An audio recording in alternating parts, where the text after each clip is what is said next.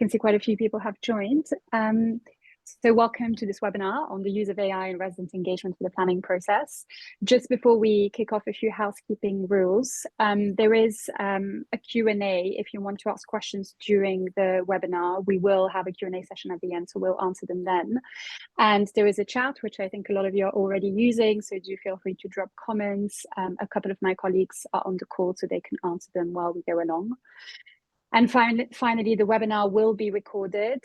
We will send through a recording to all of those who registered, as well as a copy of a new guide that we're working on, which kind of summarizes as well the use of AI again in the resident engagement process for planning.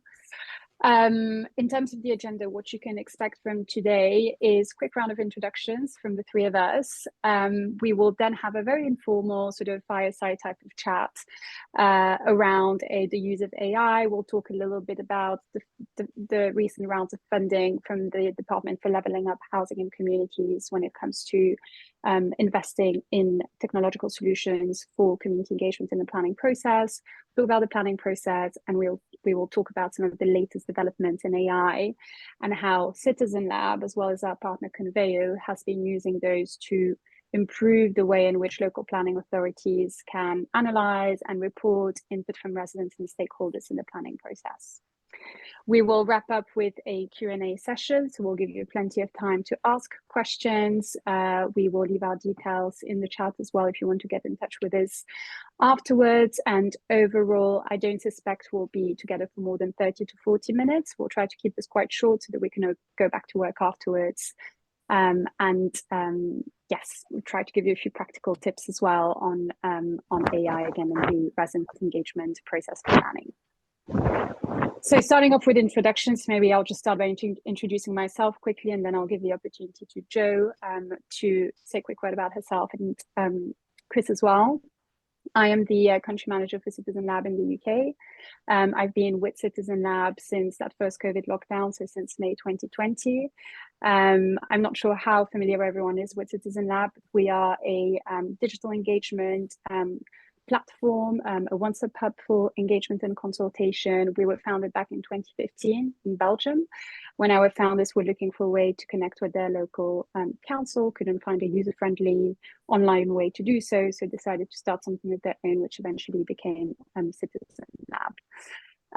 We are today still very much founder-led. However, what has changed is that we are a global company working with over 400 local governments, public organizations around the world. We've been in the UK since that month of May 2020, since I joined really, and we see that increasingly we are supporting local planning authorities with resident engagement. And most recently, so over 2023, we've done quite a bit of work on AI and how we can use that to help local planning authorities process information on the planning process. So that's it from me. Jo, I don't know if you want to start as the first panelist to say a quick word about yourself, and then we can pass on to Chris as well. Hi everyone, my name is Jo Sterick. I am the digital engagement lead for West Oxfordshire and Cotswold District Council. My role was created as a result of the Proptech Digital Engagement Fund provided by DLUC. So it's been very much a journey since then, but the role has really evolved so that I really support the planning policy teams in both councils in the kind of adoption of these digital systems, the design and process of kind of consultation information. That's me. Perfect. That's lovely. And Chris, quick word about yourself and Conveyo as well. Yeah, thank you. Yeah, Chris Haller, founder and CEO of Conveyo. Conveyo is a document engagement tool. We started in 2020, but it's an outgrowth of a consulting firm that did build tools for planners to help make planning more better and more efficient and engaging ultimately. And really learned and fell in love with the problem of how do we present information and complex documents in ways that make them more accessible and easier to understand and collect feedback in the process. We're based out of Denver, Colorado, so it's still quite early for me. And but I have projects all over the English-speaking part of the world at this point, and including some translations that we're offering now in other countries too. So mainly United States, Canada, the UK, and Australia. Yeah, I've been working with Jo in the process and looking forward to this webinar. Perfect. Let's get started then. Maybe one of the reasons that we're all together in one room is DLUC. It is that funding that we all benefit from. So maybe it's a good point to start talking about that, and just reminding maybe those who are not aware of the Proptech Engagement Fund. Essentially, it's an initiative that has been running for over 2 years now. I think maybe even a little bit more than that, through which the Department for Leveling Up is investing into technological solutions to essentially improve the resident engagement process in planning. The three of our three organizations have been working together on a few projects around that, including the development of AI functionalities over the last year. And maybe just to get a little bit of kind of background on that, maybe Joe, if you could start by saying a little word of how that has benefited you as a local planning authority. And then I'll also be really interested in hearing from Chris what this has meant for you as a vendor. So the biggest overall benefit for both of our councils is that we've been able to implement a council-wide system. So not only have we improved our sort of practices within local planning, we've also been able to apply those to other consultation and engagement platforms. I guess the specific benefits that we've been able to show since the kind of creation of the Proptech Digital Engagement Fund, since our involvement in 2021, is that each time we go out for consultation, we show another increase in the number of people that are participating, and that continues to grow. And also that by using these digital tools, we're able to actually reduce the amount of officer time required in the kind of processing, analysis of all those representations received. So that's my very quick, short snapshot. That's great. Thank you so much. How about you, Chris? How did you kind of get involved with it, and what has your experience been like with that Proptech engagement? Yeah, absolutely.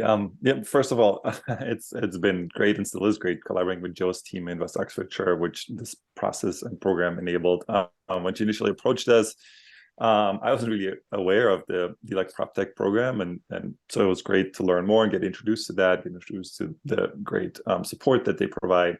I really love that it builds on this sort of existing technology and then improves and provides funding and the right kind of project settings to improve those features. So obviously our software and approach, document engagement, was sort of the baseline of what they needed, and that's where the conversation started. And then from there, we use an agile approach in multiple rounds now to simplify some of the most time-consuming comment management tasks using AI, and we'll obviously kind of take a look at that later. I think the most important part of the program is that it is working sort of alongside actual projects. So it provides sort of an immediate real-world use case, and then we evaluate and improve, which has been a great experience. Now that we've been part of that for maybe a half year or so, I can say it really presents a unique opportunity to test new approaches, improve those features in close collaboration, and especially I think there's a specific focus on the reusability amongst other LPAs that really sets that apart and makes that more productive, I think. Yeah, and I think as a vendor, I can probably agree with everything you said. It's we like to kind of develop our product with the input from the councils that we work with, and in a way, DLUC and the Proptech Engagement Fund has really enabled us to do that even more, because it's so focused on specific projects, and you can really use that to improve certain functionalities that you already have and see that immediate effect. We focus quite a bit on interoperability as well. So how can we connect with other tools that local planning authorities use? So yeah, 100%. Agree with everything you said about that. And it's amazing to be able to kind of work together on those different things as well and build new partnerships. And so maybe if we kind of if we move to one of those examples and one of those use cases, it's really obviously around planning and local plans being the kind of biggest project a local planning authority can have around local planning. It's probably good to kind of talk a little bit about that. And set the scene of the context and the kind of use cases and projects we are working on before we move into the kind of AI tools and the functionalities that we've developed. So maybe Joe, we can use your kind of context, your setting to talk about the context of local plans. And maybe if you can tell us a word about what stage you're at in your local plan and how you've involved the public so far, what's coming next, that would be really useful so that we can set the scene again and then go into those specific AI functionalities and features. Sure. So I guess I'm lucky in some ways that I've got both West Oxfordshire and Cotswold to speak about. So West Oxfordshire, we very recently wrapped up another early stage regulation 18, which focused on the objectives, a development strategy, sort of range of proposals and scenarios, and also a call for sites exercise. So we purposely divided up the consultation into those 3 component parts and used different parts of both CitizenLab and Conveyo as we thought the best way to collect feedback on those specific parts of the consultation. It's proved really successful. I think off the top of my head, we were up about 12 or 13% of respondents using the online system. So that's really good. And we're just, well, the planning officers are just starting to get in all that feedback and start to compose their consultation report. For West Oxfordshire, the next stage will be probably late winter, early spring, another regulation 18 consultation that will encompass the early stage thinking of sites and also the first draft of the policies to be included in that. And then moving on to Cotswolds, we're expecting early part of the year Reg 18 consultation on both their policies and a slightly more developed development strategy, because they're in a slightly different shoes of doing a partial update rather than a full update. So again, we'll use the combination of both CitizenLab and Conveyo to best kind of what's the best way to for those specific groups of stakeholders to give us their responses. Yeah, that's great. That's about it. Yeah. And I think my colleague Fraser is on the call. So Fraser, if you want to pop the link to that project in the chat while we're talking, our attendees can have a look at that as well. But otherwise, we'll include it in the follow-up email anyway. How about you, Chris? Where could you maybe tell us, because not everyone is necessarily kind of familiar with Conveyo, do you want to tell us a little bit more about where Conveyo actually comes in when it comes to kind of engaging residents in the planning projects, what kind of stages you're involved with? It would be great to give that context about the tool to everyone. Yeah, absolutely. Thank you.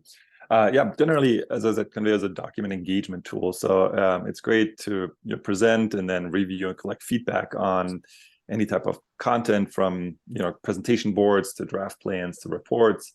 For local plans, Conveyo often supports the later stages in that process, and that's kind of how we've used it with West Oxfordshire, sort of an extension of and integrated with CitizenLab. Where there are policies to review or final plan to review. So specifically during the regulation 18 and 19 phases or stages, and in terms of the audiences, that can range from internal collaboration at first between different maybe departments or internal stakeholders.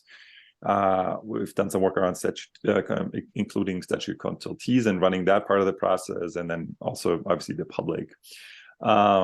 So, as Joe mentioned, for West Oxfordshire, we are currently supporting the review of their objectives. That was part of the regulation 18.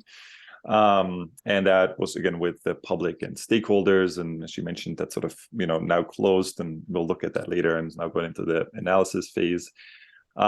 With Southampton, we did a user testing process around the statutory consultee review process, because that's a very different kind of approach. So it included really trying a new approach to design sort of a two-stage process where these consultees could internally collaborate and use Conveyo to provide feedback, then consolidate that, and when they're done, submit it, at which point it was opened up into sort of an open round of commenting, where they could see other statutory consultees, feedback and comments, and coordinate and discuss conflicts. and then they have, export their package along with the document into something that they can keep in that specific format. So again, different kind of use cases, but very much focused on the later stages. And then, beyond just the draft review process, Conveo has a range of features to easily create accessible digital plans in ways that don't require users to rebuild the whole document, either as a website or as a story map or something like that. That's sort of very labor intensive. Conveo builds on the PDFs you create anyways. And so with just a few clicks, you can put together something that, again, is accessible, has AI tools built in to better understand the content, a range of other kind of things that ultimately, we'll keep working on as we go into 2024, because there's some requirements coming to the UK for publishing local plans in a digital format. And so that really, I think, is the, how should I say, it's sort of the end of that planning process that doesn't stop with ending the engagement, but really sort of going into the implementation and adoption of that plan too. Perfect. That sounds really exciting. I'm looking forward to your short demo in a bit to see some of those new features as well that I haven't actually seen myself. So I'm very excited to see that. But that sounds amazing. Good to have that kind of scene set and the context of the use cases, which kind of prepares us to move to challenges as well. Probably the most interesting part of those discussions. So maybe Joe, coming back to you.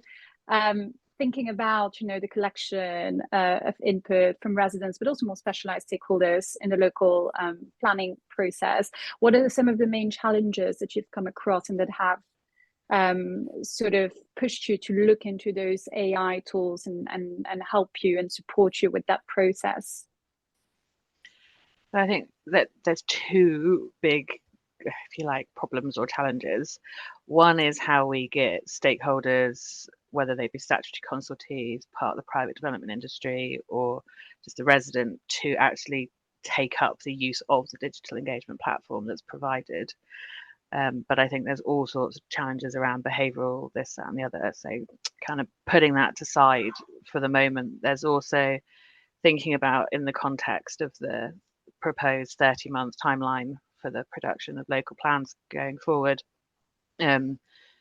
Although we're all really excited about increasing the amount of participation and feedback we get, that then poses another problem in that, okay, well, if we triple, quadruple, times it by 10 the amount of feedback we get, all of that feedback deserves to be analysed properly and taken into account before you move on to the next stage.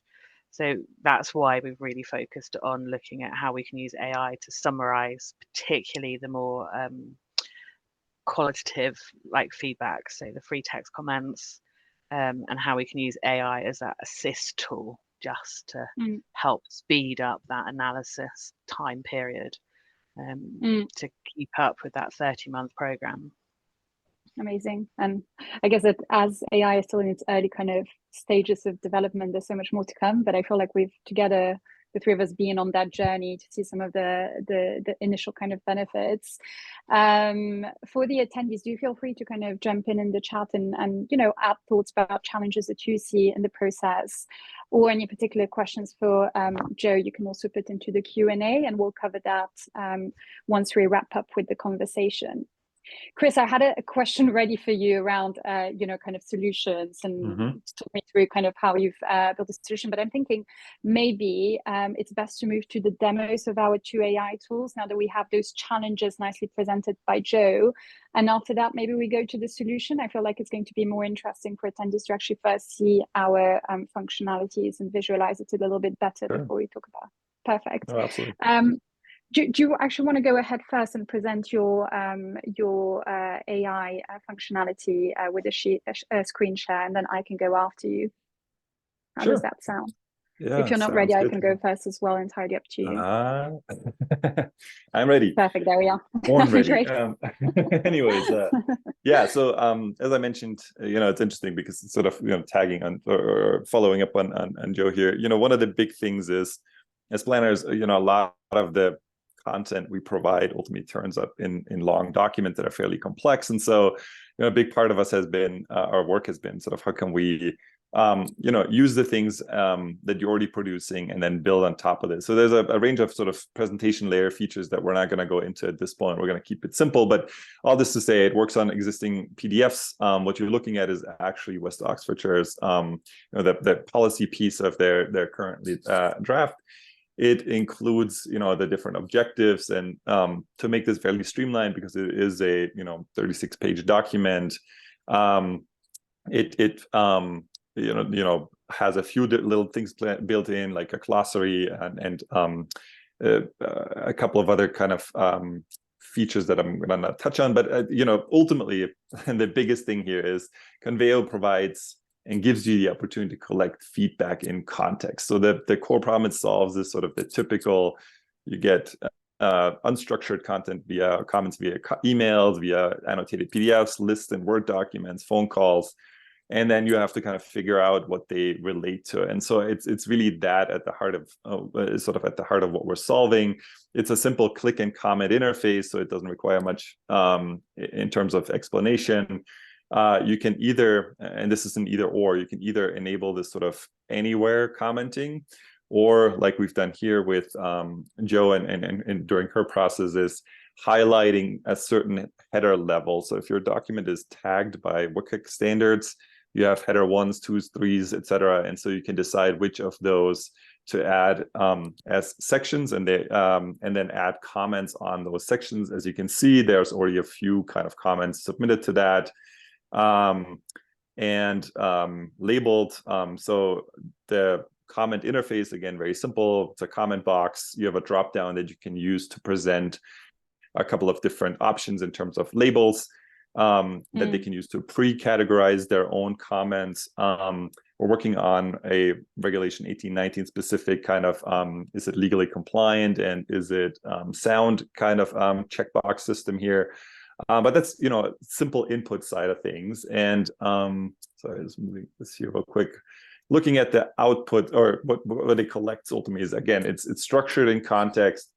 As I said, you can use our comment navigator to look at everything on top of the document, but then there's a backend that gives you sort of the full comments. You can click on it, like jump back into the document, so it never loses that context regardless of which way you look at it. And then most importantly, this is sort of where it goes into how do we now make these comments that were collected easier to process. And so there's really three things we've been working on together, and a few more ultimately coming. But one of the biggest things is, especially with long comments, is like they're kind of daunting to look at and take a little bit of getting into. And then especially if you keep looking at them and coming back to it, you may have to reread big parts. So part of this is we use AI to create a quick kind of bullet point summary of those comments.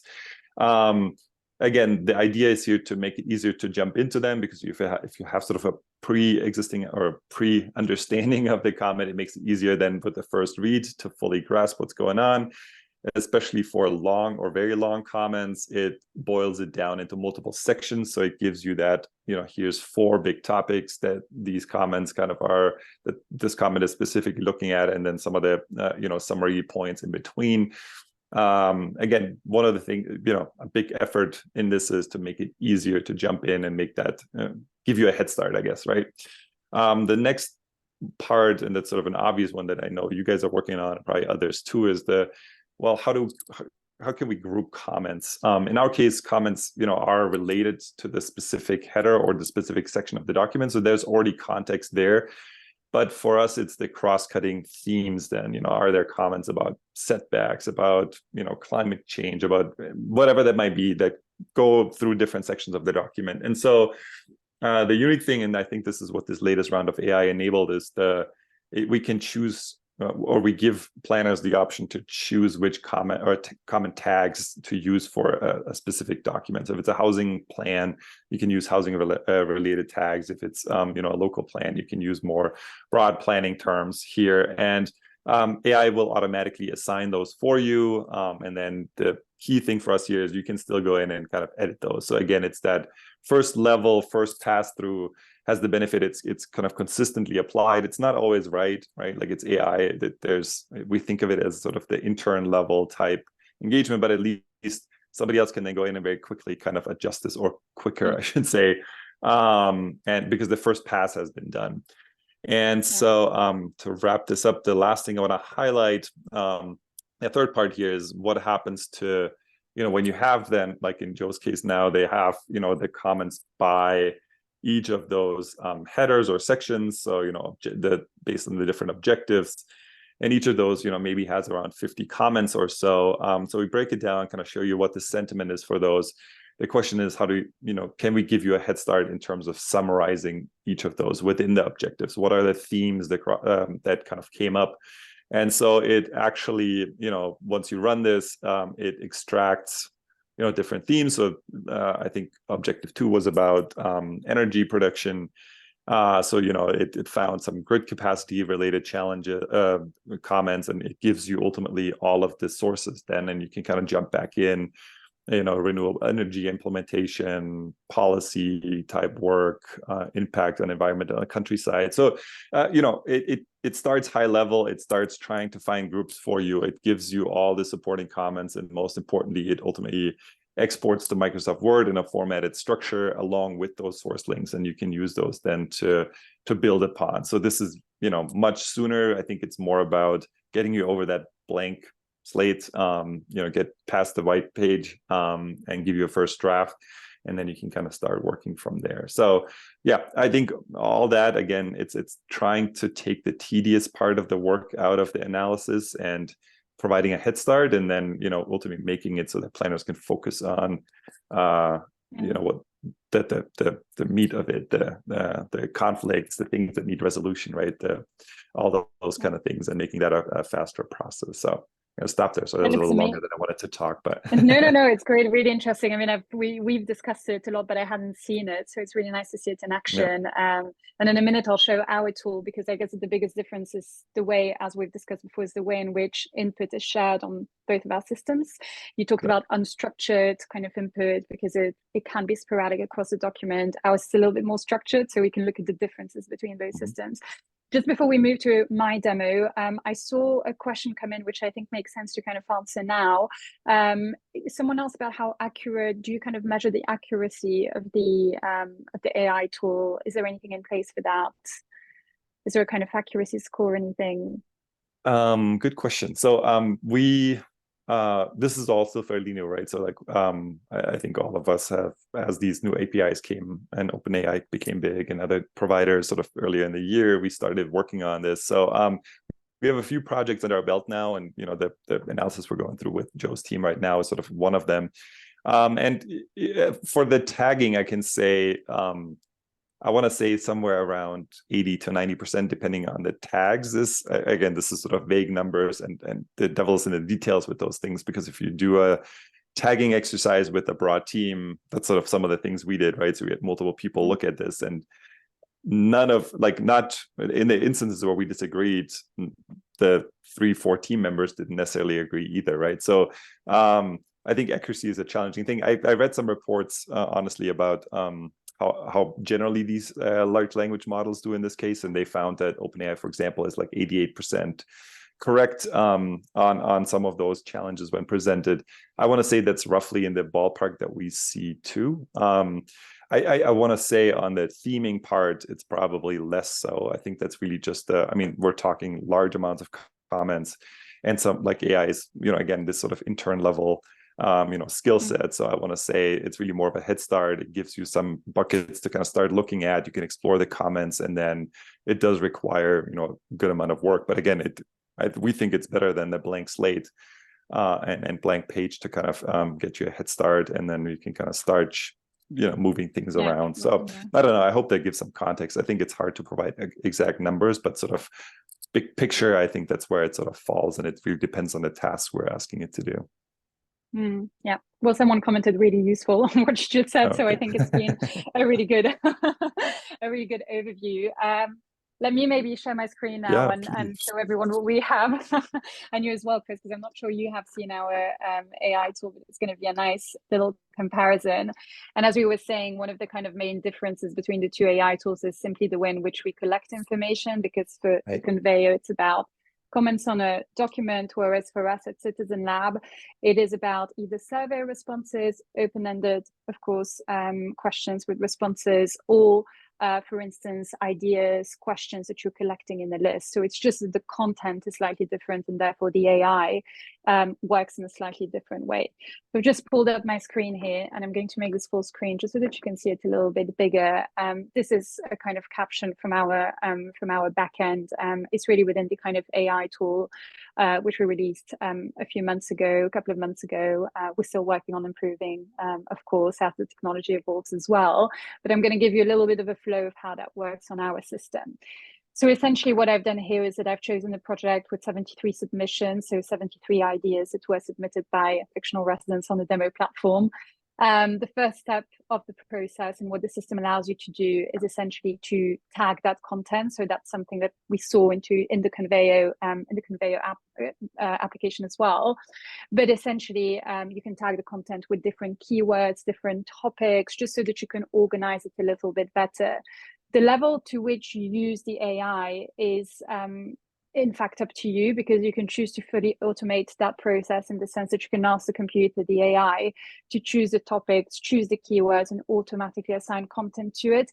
Equally, if you're like me and not entirely trusting AI yet, you're probably going to go for something slightly more manual, for example, by example, where you're going to you're going to design your keyword yourself. So choose your keywords, set them up, maybe assign a couple of ideas manually so that you train the computer, and then the computer does the rest for you. So in a sense, it's about training the AI and making sure that that accuracy score is higher. Of course, as AI progresses, I'm sure these things are going to continue evolving, but that's how it works today. You can do a few other things, like, for example, assign sentiment, which is also automated in that process. If I just close this window, on the left-hand side, we can see those different ideas having been assigned to different tags. Any ideas that weren't assigned with a tag, you can see as well, and then manually kind of add to a tag if that made sense. And then the second step of that process within our tool is that once you've done that separation of content into different topics and different segments, you can also perform a bit of a demographic sort of filter, add a demographic filter to it. So for instance, if you wanted to find out what female respondents living in a certain area think about climate, you can add those filters so that it essentially adds a more granular approach, a more granular analysis to your AI analysis, essentially. And then the final step of that process is to auto-summarize that content. And I'm going to do that while I'm talking. So just click on this button here, which actually gives you an accuracy score as well. You can click on it to find out more why that is estimated at 80%. This is a summary for the 17 inputs that have been submitted for climate. So within the keyword climate.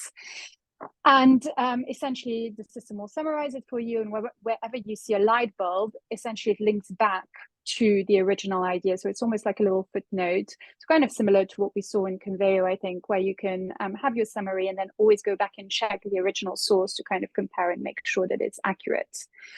There is a final step which is possible in the process, in the sense that once you've performed that summary, and you feel like there's something missing, or you want to add a follow-up question and ask the AI something else based on that summary, you can do that too. So for instance, we can click on ask a question. And because this is all about climate, we can ask, for example, does anyone mention, let's say, solar panels? Put it as a question to the AI, and the AI will think it through and come up with a response around solar panels. In this case, there are no responses that mention solar panels. But it's a good example of just kind of showing you that flow of the process. So for us, there is a clear kind of flow in the sense that it's not just as simple as let's feed 1,000 ideas into the system and just kind of come up with some kind of summary around it. There is really a flow to it, in the sense that you start with that tagging of input so that you can categorize it a little bit better. If you wanted to add demographic filters, you can. And then finally, the final step of the process is to summarize that content that you can then use in your reports. So that's just to add how CitizenLab does it. Chris, that's probably new for you. I'm not sure you've seen this. Yeah, you showed me parts of it, but it's pretty amazing. Yeah, especially I love that question asking feature. Yeah, it's a nice way to dive in deeper. Exactly. So that's the CitizenLab tool, and I'm happy to take questions in the Q&A in a minute. But just maybe before we get there, we haven't heard from Joe in a while. We've been speaking a little bit too much with Chris. Maybe to kind of hear from you as a local authority. What is kind of maybe a question in two kind of phases. One, what kind of value you're hoping these tools are going to add to your process as you're starting to use them, and then afterwards, what's the kind of next problem that you would like AI to solve for you? So really, the ultimate goal is to help provide a really meaningful assistive tool to officers and any officer, not just planning officers that are dealing with a large amount of qualitative content feedback, which ultimately will result in a saving in officer time, stress, all of that stuff. And very much building on what both of you have said, that these tools are very much there to assist. You know, we're not going to suddenly go, here you go, temporary planning input officer, run us the summaries for all this really complex stuff. You know, I think about them as almost like a calculator for words. So it just takes away that blank. It gives you somewhere to start, and it can kind of prompt your thinking process. That makes sense. One, and then the next step, I guess, is, and the dream would be, is to how we keep increasing the uptake and use of digital engagement tools. So how we design, guide people, so that even if it's just a behavioral change, you know, because we're all creatures of habit, how we use the AI to help us build out these kind of user experiences to make it, and give people the confidence to use the system, so that they don't think of it as this big scary thing that they don't know how to use. It's like, well, it's okay, like, just go, you can't break it, until you click submit, you're okay. And I think that's something that would be hugely valuable across all kind of consultation engagement. And we actually have a question from Anna that is kind of going back to what you're saying right now, and she's asking how if you have examples of whether it's difficult for officers essentially to take tools up like CitizenLab or Conveyo, particularly if they're not from a research analysis background. So essentially, how easy is it to kind of pick that up? What has been your experience internally? I know that you're the main kind of user at West Oxfordshire and Cotswolds, but if you have any insights into it. No, I think that's really important, because as much as we kind of speak about the stakeholders using the system, it's also about like internal officers being willing to give this stuff a go, and it can feel really scary and daunting. So I think that's a really good example. I think I'm in an interesting position because I've got two planning policy managers who are very keen to give this a go and are really behind it. So like in their cases, they're like, oh, this is great, yeah, let's have a go with this. But I would say that that's going to have to be they're going to need to get their hands on it to genuinely see the benefits, and there'll be a little bit of, oh, this is unfamiliar. But I think so long as, when you're doing these projects, that you provide that support to all officers and just give them that time and space to kind of click about and learn that you can't break it and that you can rerun it and that's okay, then that's the key. That's and the again, advantage with of building solutions, I guess. Yeah, and I think both of you have very good like support articles and help chats and all that kind of stuff. So yeah, and look after people, like recognize that it can feel really scary, but actually use an example like, well, actually you do use AI in every part of your life, you just don't realize that, like your Amazon delivery is AI. You know, a lot of that's all there. It's not this big monster, it's there to help you, and there's no shame in it either, because no one would shame you for using a calculator to check your maths, so long as you then sense checked it. So that's what I think covers that one. Yeah, and Anna's very happy with your response. She said it was very considered. So there you go. Thank you so much, Joe, for sharing that input. Just before we wrap up with the and see if there are any more questions. I'm just wondering, Chris, if you have any thoughts of where AI might take your product next. Do you have any ideas of topics you want to work on over the next year? Anything you're happy to share, want to share with us? Always interesting to hear. Sure. Yeah, just really, I mean, obviously there's, continuous improvement, et cetera, on the current features. I think one bigger piece and problem that has been interesting now that is the questions of how can we better, like if you have still other ways besides Conveo to collect feedback, right? Like you still accept emails and phone calls. How can we better import those? And, we've some ideas on how we can use AI to chunk and then kind of integrate and import those types of feedback. So that would be an interesting one that I think would help. And if we had that with West Oxfordshire too, sort of as a problem that I think there's some real solutions that we can provide. The other part of this is, fingers crossed for the next round of Proptech fund. And a couple of other clients we have here in the United States, really sort of this idea of the document intelligence of, can we use AI to, we have an AI search that I haven't showed, but it's around asking questions and then, it answers and gives you sources for the document. And that's sort of a version 1 for us. And we're starting to build other tools on top of this. So a more in-depth kind of GIS integration so that, map features automatically can provide answers out of the document, and, other kind of relational, tools to jump from one plan into another plan or know what another plan says about a specific thing that is referenced in it. So this is a little more vague at this point, where we have some projects to really jump into that and look at the plan publishing side of things to create sort of seamless digital experiences for final plans too. Yeah, I think we're as usual pretty aligned with that as well. I think the way that we think about it is how can on the one hand it's improving those reporting features, and to what extent we can provide great analysis and reporting with AI and keep improving it on what I showed today. Mm-hmm. But then the other thing is, how can it help with project creation flows, for example, to set up a project, make it easier for officers to pick it up, which goes back to Anna's question as well. So these are all things that we're exploring, that our product team is exploring. And I guess we'll see where AI takes us. There's just one question from John that I see, which I'm going to answer right away, and see if you, Chris, want to add anything. How easy is it to input representation submitted via other routes? Because that's kind of one area that we've worked on quite a bit in terms of that hybrid approach to engagement. So merging online and offline. We love digital engagement, we love CitizenLab, but we see it as a wider, as part of a wider engagement strategy. And we are we have worked and we're working on methods that enable you to print your, for example, survey forms, idea forms from the back end, and then import them back into the system.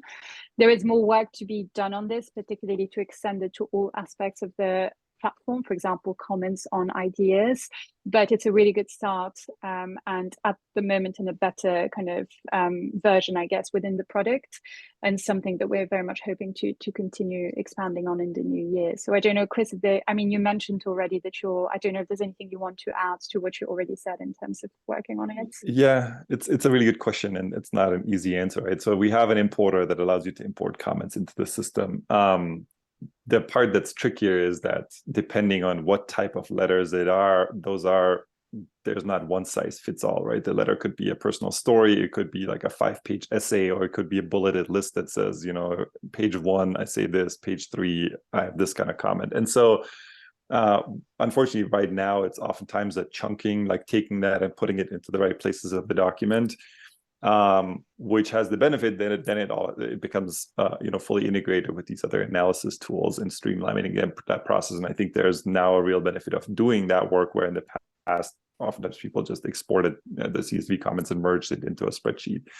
But yeah, that's why I think there's a renewed interest in kind of helping find a better way of doing that. And again, it's not an easy thing. So we're not going to have an immediate answer, but I think we have some good ideas on how to expand that importer to make that better. Yeah, I think I can slightly add to that from the point of view of the Proptech group of local authorities as well, that this is something that comes up repeatedly. And it's the great copy and paste job that I think we're all trying to get over. Both systems are good, but there is still that how on earth do you fix kind of the problem of having a C attached and you've got 3 40-page PDFs attached that rambles on about X, Y, and Z, and it's how do you extract the bits you actually need to then develop your policy, or the bits you actually need to develop this. So there isn't a silver bullet, but it's getting better.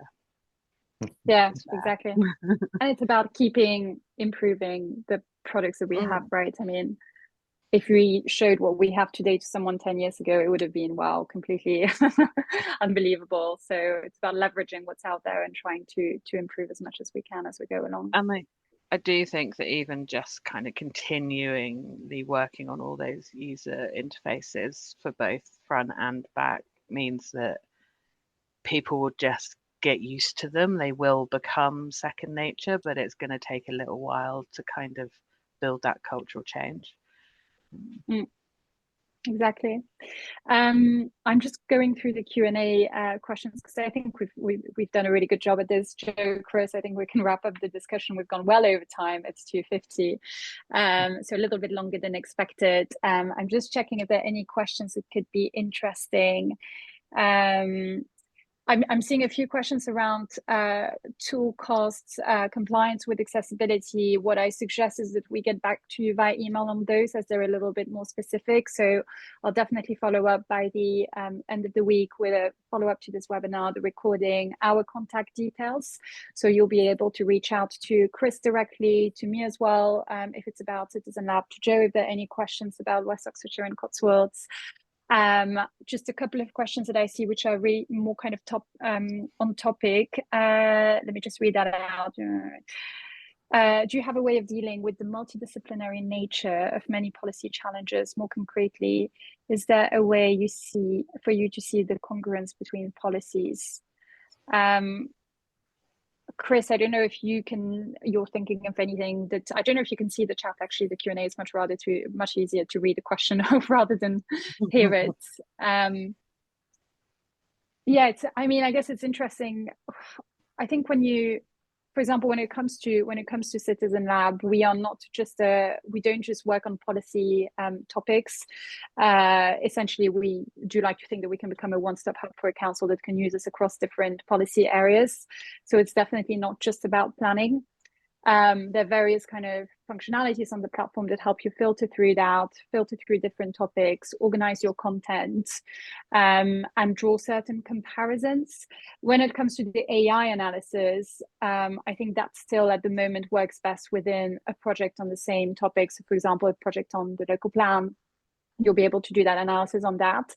But I do know that we've discussed the option of using an AI analysis tool across projects on the platform so that you can see insights from a project on climate, for example, and another one on planning, and see if there's anything that kind of overlaps essentially.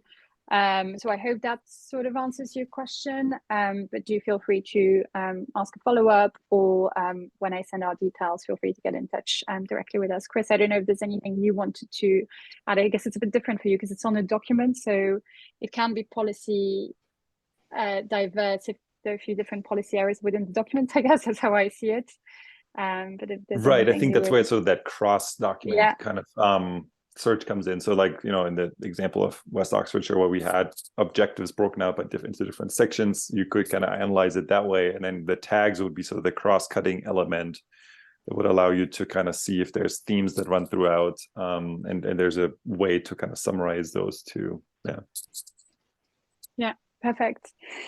Okay, I can't see any other questions coming up, so I think we can wrap up. It's almost 3 o'clock. So thank you so much to both of you for your excellent input. It's been really amazing, Chris, to see your developments in the back end. I've heard about them, I hadn't seen them, so it's amazing. And Joe, as usual, really lovely to talk to you and have your inputs.